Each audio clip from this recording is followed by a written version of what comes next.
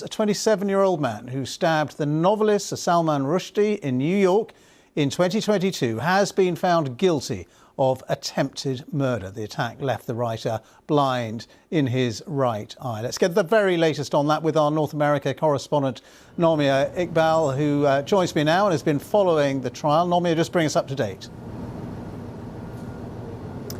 Well, this attack happened, as you mentioned, in 2022. Sir Salman Rushdie was at the Chautauqua Institution in southwestern New York. He was on stage, ironically, giving a talk about how to keep writers safe.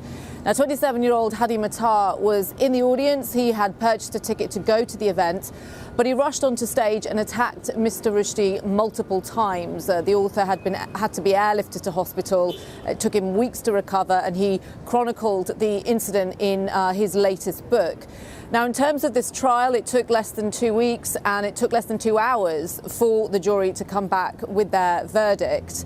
I was in court when Sir Salman himself took to the stand, and he went into vivid description of what happened that day, and he removed his glasses to show the jury how he'd lost his eye. Now, this was never a case of who done it. This incident had been witnessed by many people in the audience. They gave evidence at the trial. It was also live streamed, the event, and so people saw it online. So the prosecution's case was quite clear cut. The defence had argued that Hadi Matar that the prosecution hadn't proven the intent, that Hadi Matar had gone to the event and that this was more of a chaotic incident, not a premeditated attack. But that was rejected by the jury. As I said, it took them less than 2 hours to come back with their verdict. Matar will be sentenced at a later date. He's facing up to 32 years in jail. And Nomia, you were saying that you were there when Sir Salman took to the stand, and he really vividly described the attack on him and also how those injuries he's still living with. He is. He lost one eye. He has also lost the movement in a hand, and he suffered multiple organ damage. He even said during the evidence that he gave that he thought he was going to die. In his book, he also talked about that incident, just the backstory of Mr. Rushdie, which many people might know or others might not.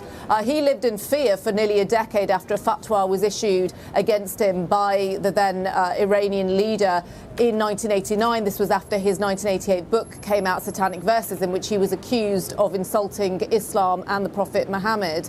And he had said even 2 weeks before the attack that he wanted to live a relatively normal life. That he didn't want to have security around him all the time. And then this incident 2 weeks later happened. He talked about how he had always feared that this potentially could have happened. I want to add that Hadi Matar has never talked about his motivation of exactly why he attacked Mr. Rushdie. Also to mention that he is facing a separate federal case, and this involves terrorism charges where Mr. Matar is alleged